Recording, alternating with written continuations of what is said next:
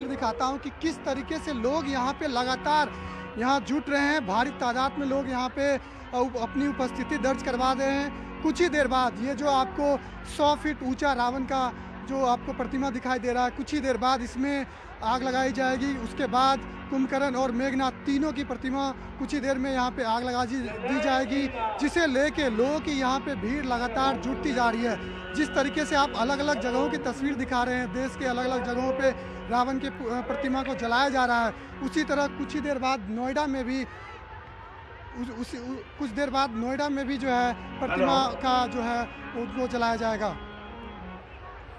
जी, तो एक एक कर देश के अलग अलग इलाकों में रावण दहन होता हुआ।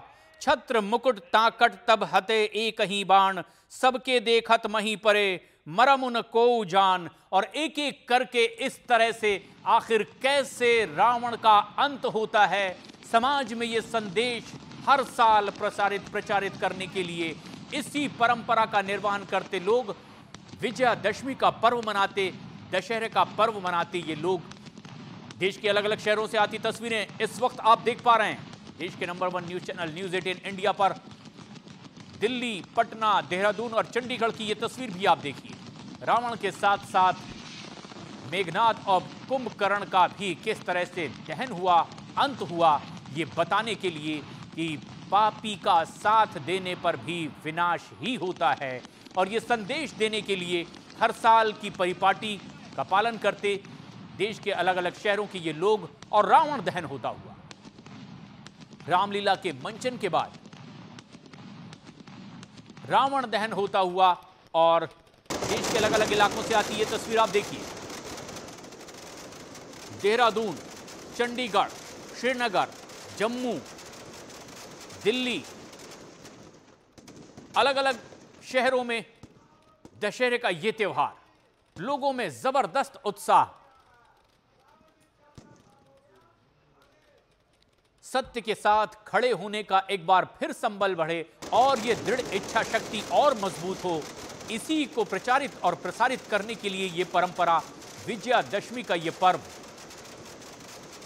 बड़े उत्साह से लोग बड़ी तादाद में इसमें शामिल होते हुए कि किस तरह से अहंकार, पाप, अधर्म पूरी तरह से जलकर खाक हो जाता है।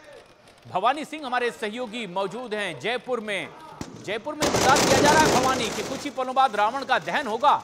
लोगों से अगर बातचीत हो पा रही है तो किस तरह का उत्साह?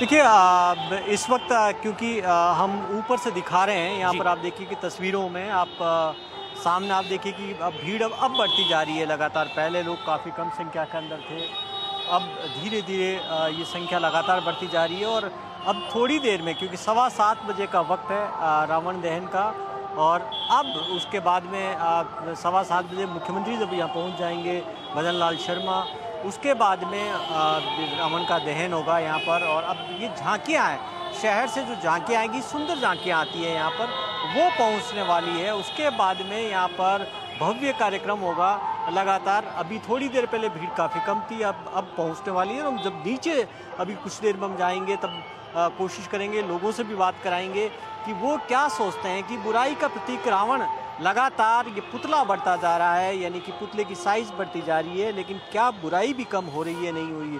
क्योंकि सवाल यही हो रहा है समाज में, सोसाइटी के अंदर, क्योंकि हर बार बुराई के प्रतीक रावण का पुतले का दहन किया जाता है, लेकिन शहरों के अंदर ये आकार लगातार बढ़ता जा रहा है। इस बार कोटा के अंदर, दशहरा मैदान के अंदर इस बड़ा पुतला है। जयपुर के अंदर भी इससे भी बड़ा पुतला, 120 फीट रावण का एक पुतला एक दूसरे मैदान के अंदर लगाया गया।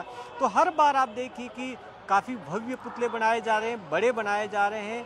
और इस उम्मीद के अंदर कि जितना विशाल भव्य पुतला होगा, बुराई जितनी बड़ी नजर आ रही है, रावण राम उसका अंत करेंगे। राम यानी कि आम आदमी।